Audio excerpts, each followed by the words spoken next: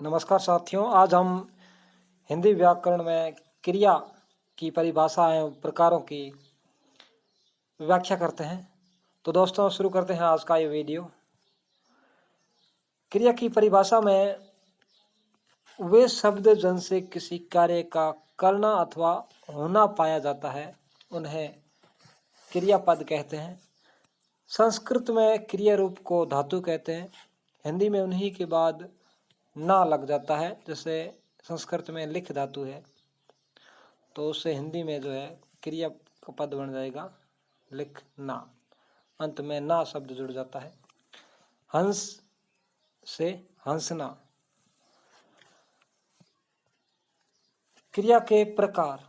कर्म के आधार पर क्रिया के दो भेद होते हैं, अकर्मक क्रिया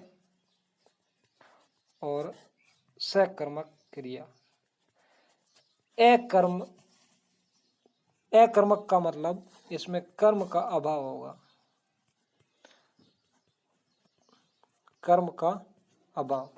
और इसमें सकर्म यानी कि कर्म सहित।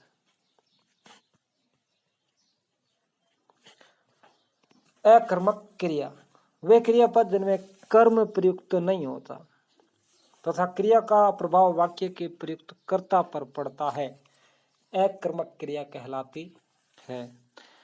यहाँ उदाहरण दिए हुए हैं, जैसे कुत्ता भौंकता है, टीना हंसती है, बच्चा रोता है, आदमी बैठा है।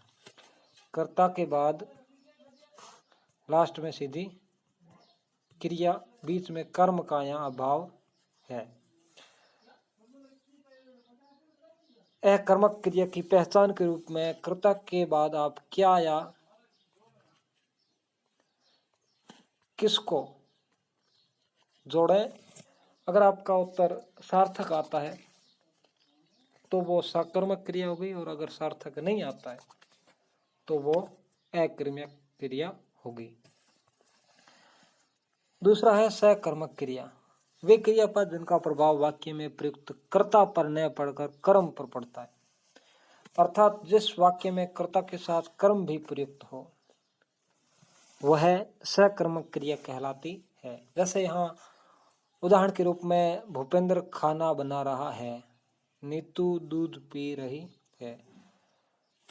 इस रूप में जैसे भूपेंद्र क्या बना रहा है तो आपका एक सार्थक उत्तर आ रहा है खाना।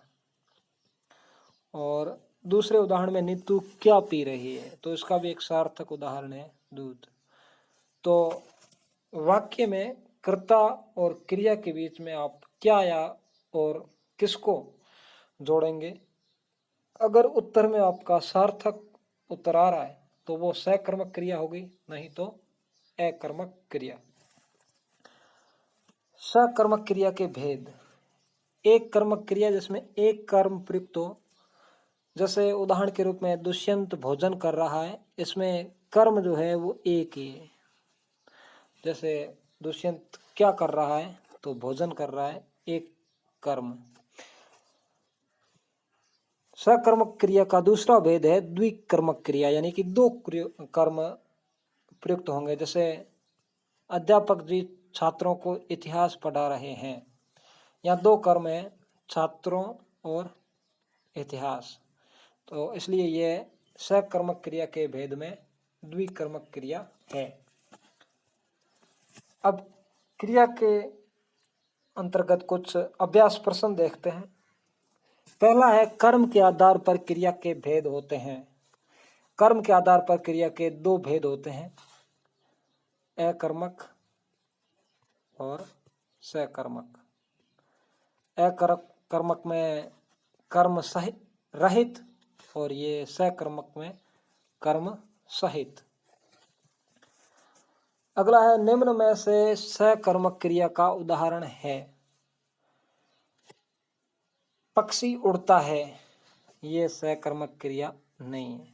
बच्चा रोता है, ये भी सकर्मक क्रिया नहीं है। बच्चे क्रिकेट खेल रहे हैं, बच्चे क्या खेल रहे हैं, यहाँ एक सार्थक उत्तर आ रहा है क्रिकेट, तो ये सकर्मक क्रिया का उदाहरण है। राधा नाचती है, तो ये जो है वो अकर्मक क्रिया है। जैसे अगर यहाँ होता है राधा नाचती है तो वो हो जाती सकर्मक क्रिया। इसका आंसर हो जाएगा से। अगला है, निम्न में से किस क्रिया में दो कर्म है? रमेश ने फल खरीदे, फल या एक कर्म है। मनोज ने अच्छा खाना पकाया, यहां भी एक कर्म है। सुरेश ने मुकेश को खिलौना दिया, यहाँ दो कर्म है, मुकेश और खिलौना, दो कर्म। तो इसका आंसर हो जाएगा से। अगला है, निम्नलिखित वाक्यों में अकर्मक क्रिया का वाक्य है। पहला है ये सकर्मक है, दूसरा भी सकर्मक। लड़कियां चुपचाप पुस्तकें पढ़ रही है, ये भी सकर्मक है। और लड़की गा रही है, लड़की गा रही है। अगर यहाँ लड़की गाना गा रही होता, गा रही है, तो ये जो है वो सकर्मक क्रिया का उदाहरण होता। यहाँ पर लड़की गा रही है, ये अकर्मक क्रिया है। अगला, निम्नलिखित में से किस वाक्य में क्रिया सकर्मक रूप में है? वह नहाकर आया, अकर्मक। उसने आम खाया, या कर्म प्रयुक्त है आम। तो इसका आंसर ये हो जाएगा बे। मछली तैरती है, ये अकर्मक है। और वे डूब गए, ये भी अकर्मक। अगला, जिस क्रिया का फल कर्म पर न पड़कर कर्ता पर पड़ता हो उसे अकर्मक कहते हैं, उसे। और जिस क्रिया का फल कर्ता पर न पड़कर कर्म पर पड़ता है उसे सकर्मक क्रिया कहते हैं। अगला, निम्नलिखित में से सकर्मक क्रिया किस वाक्य में है? कर्म सहित सब्जी। चंदन ने क्या खरीदी? सब्जी खरीदी। सार्थक उत्तर आ रहा है, तो इसका आंसर हो जाएगा ये दे। ये तीनों अकर्मक क्रिया के उदाहरण है। राम पुस्तक पढ़ता है, राम क्या पढ़ता है? तो इसका सार्थक उत्तर आ रहा है पुस्तक। तो इसका आंसर हो जाएगा सकर्मक। अगला, डाकिया चिट्ठी लाया, डाकिया क्या लाया? तो उसका एक सार्थक उत्तर आ रहा है चिट्ठी। तो इसका उत्तर हो जाएगा सकर्मक। किस वाक्य में अकर्मक क्रिया नहीं है? बच्चा गहरी नींद में सो रहा था, ये अकर्मक क्रिया है। मजदूर छाया में सुस्ता रहा था, अकर्मक क्रिया है। बालक पतंग उड़ा रहा था, यहाँ पतंग कर्म है और ये सकर्मक क्रिया है। आप वाक्य में क्या जोड़ सकते हैं? बालक क्या उड़ा रहा था, तो इसका एक सार्थक उत्तर आ रहा है पतंग। तो जो है इस वाक्य में सकर्मक क्रिया है, तो इसका आंसर हो जाएगा ये से। अगला है, किस वाक्य में सकर्मक क्रिया नहीं है?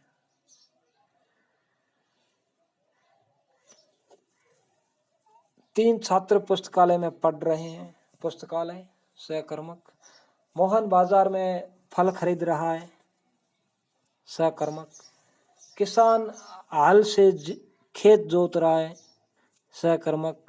मजदूर पेड़ के नीचे बहुत देर से बैठा है, ये अकर्मक क्रिया का उदाहरण है। तो इसका आंसर ये हो जाएगा ए। अगला, किस वाक्य में अकर्मक क्रिया का प्रयोग किया गया है? आप जोड़ सकते हैं, मजदूर क्या पी रहा है? चाय। सार्थक उत्तर आ रहा है। अम्मा क्या बना रही है? खाना। रमेश क्या पढ़ रहा है? पुस्तक। अकर्मक क्रिया, बालक बहुत देर से रो रहा है। अगला, निम्न में से सकर्मक क्रिया का उदाहरण चुनिए। गीता हंस रही है, ये अकर्मक है। पक्षी उड़ रहे हैं, अकर्मक। गगन आम खाता है, गगन क्या खाता है? आम। सार्थक उत्तर आ रहा है, तो इसका आंसर हो जाएगा से। और रमेश देर तक सोता है, ये अकर्मक क्रिया का उदाहरण है। अगला, घोड़ा दौड़ रहा है, घोड़ा दौड़ रहा है, ये अकर्मक क्रिया का उदाहरण है। अगर आपको ये वीडियो अच्छा लगा तो आप इस वीडियो को लाइक एवं शेयर जरूर करें एवं हमारे YouTube चैनल को सब्सक्राइब भी जरूर करें। धन्यवाद।